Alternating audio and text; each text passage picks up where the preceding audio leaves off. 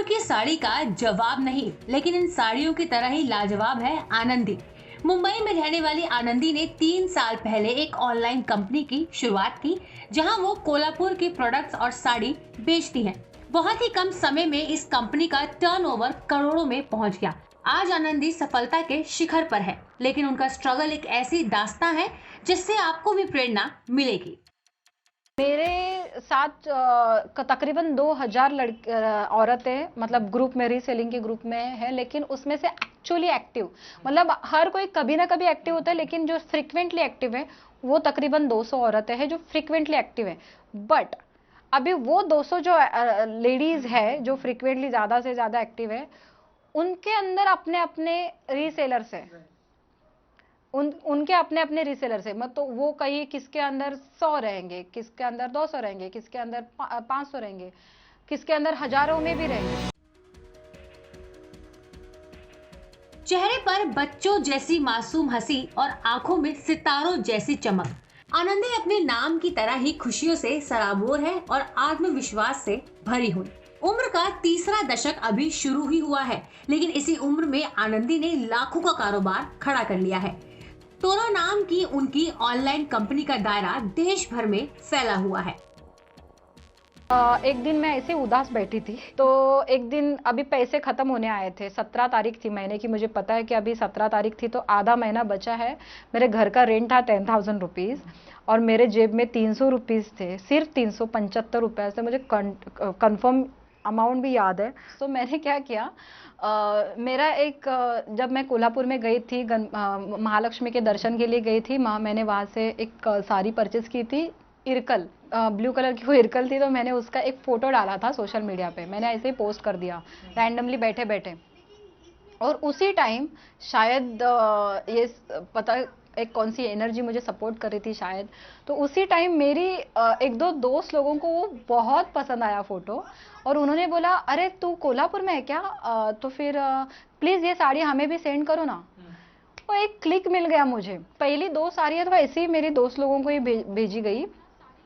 फिर मैंने सोचा मुझे यही करना है। कोल्हापुर में एक तो हर चीज़ मतलब वो आर्टिसन जो है, कारागिर जो है, उनके अंदर जो कला है, तो मैंने बोला क्यों ना मैं इनको भी प्रमोट करूं। तो फिर मैंने चप्पल बेचना चालू कर दिया। 100 रुपए की एक साड़ी बेचने से आनंदी ने शुरुआत की थी। आज उनकी कंपनी का टर्नओवर लाखों रुपए में है। ये कामयाबी सैल्यूट के काबिल है, क्योंकि आनंदी के जीवन में एक दिन ऐसा भी आया था जब ना तो जेब में पैसे थे और ना ही किसी अपने का साथ। उसी दिन पहली बार तोरा का ख्याल दिल में आया था। उसमें से बहुत लोगों ने मुझे हेल्प की, बहुत लोगों ने मुझे सपोर्ट किया और उनको बहुत अच्छा लगा। और दूसरी बात, लोगों ने भी मुझे सपोर्ट किया, लेकिन उसमें से ऐसे लोग भी थे जिन्होंने मुझे बहुत बुरा बोला कि अरे तू तो जर्नलिस्ट है, तू तो इतनी एंकर बन सकती है, जर्नलिस्ट बन सकती है, इतनी खूबसूरत दिखती है और साड़ी क्या बेचती है, ऐसा भी लोगों ने बोला मुझे, लेकिन मैंने किसी की नहीं सुनी। बगैर किसी अनुभव के, बगैर किसी सहयोग के, सिर्फ अपनी लगन की बदौलत आनंदी ने ना सिर्फ बिजनेस शुरू किया, बल्कि उसे कामयाब मॉडल भी बना दिया। ऐसी सफलता परियों की कहानी से लगती है, लेकिन ये आधा सच है। आनंदी की इसी हंसी के पीछे दर्द की ऐसी दास्तां भी है जिसे किस्मत ने आंसुओं की स्याही से लिखा था। आनंदी को अनाथ आश्रम में से एक महिला ने गोद लिया था।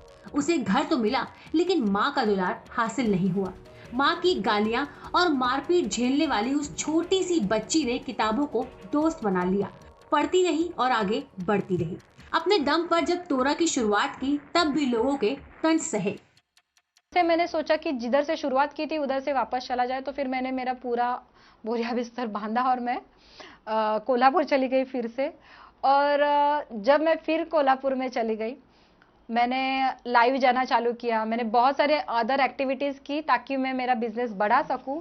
फिर लोग जुड़ते गए हैं, फिर काम चालू हो गया। तोरा का काफ़ी अच्छा, मतलब मैंने कभी लाख रुपीस महीने में देखे नहीं थे, मैंने तोरा की वजह से लाखों रुपीस भी देखे। लेकिन जिंदगी का एक बड़ा इम्तिहान अभी बाकी था। कंपनी की शुरुआत के साथ ही आनंदी ने शादी का फैसला किया, लेकिन पति से रिश्ता नहीं चल पाया। लॉकडाउन के दौरान एक दिन पति अकेला छोड़कर चला गया। जिंदगी में जब सब कुछ खत्म होता नजर आ रहा था, आनंदी ने एक बार फिर से पूरी ताकत से उठ खड़ी हुई।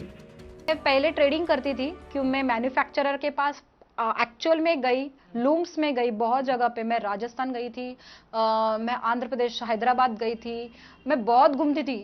लोग भी मुझे बोलते थे कि अरे कितना घूमती, क्योंकि मैं हर जगह जाती थी। मैं कर्नाटका में गई, बहुत सारी जगहों पे मैं गई। मैंने मैन्युफैक्चरर लोगों से कनेक्शन किया, मैंने उनसे बात किया, मैंने बहुत सारी चीज़ें शुरुआत में तो मैंने हैंड पिक की। उसके बाद मैं कस्टमाइजेशन के बिजनेस में, कस्टमाइजेशन मतलब आपको जिस तरीके से जो भी चीज़ चाहिए हम लोग वैसी चीज़ हम आपको बना के देते हैं। तो फिर कस्टमाइजेशन के बिजनेस में भी मैं चली गई। तो मैन्युफैक्चरर से मैं बहुत सारी चीज़ें ले लेती हूँ। और इस दौरान एक रीसेलिंग का एक कंसेप्ट रहता है। रीसेलिंग मतलब जो चीज़ अभी मैं तो स्टॉकर हूँ, मैन्युफैक्चरर से मैं लाती हूँ, मैं तो मेरे पास बहुत ज़्यादा स्टॉक है। तो आज मेरे पास 1000 साड़ीज़ है, तो फिर मेरी जो कोई दोस्त है, मतलब रीसेलिंग जो है वो मेरे से ट्रेडिंग करते हैं, वो डायरेक्टली मैन्युफैक्चरिंग के पास नहीं जा सकते, तो मैं होलसेलर के तौर पे एक काम करती हूँ।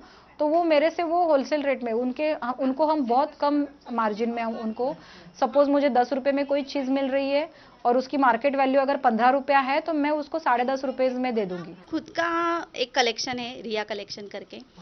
मेरा बहुत सारी चीज़ें हैं मेरे पास, नौवारी के अलग अलग बहुत सारी चीज़ें हैं जो मैं खुद करती हूँ। और मेरे साथ ऐसे 5000 से ऊपर लेडीज़ है जो मेरे साथ काम करती है। छोटे छोटे घर से जो लेडीज़ आती है उनको डेली का जो बाहर जाके हम काम करते हैं 5000 सैलरी मिलती है, लेकिन वो घर का काम करके घर में बैठ के मेरे से 5000 रुपये कमाती है। और ऐसा नहीं है कि लेडीज़ ही है, जेंट्स भी है, इसमें कॉलेज की लड़कियां भी है, सब एज की जो भी है औरतें वो काम करती है, लेडीज़ भी काम करती है, जेंट्स भी काम करते हैं। लॉकडाउन खत्म होने के बाद चंद महीनों में ही अपनी मेहनत और जुनून से आनंदी ने साड़ियों की अपनी ऑनलाइन कंपनी को मजबूती से स्थापित कर दिया।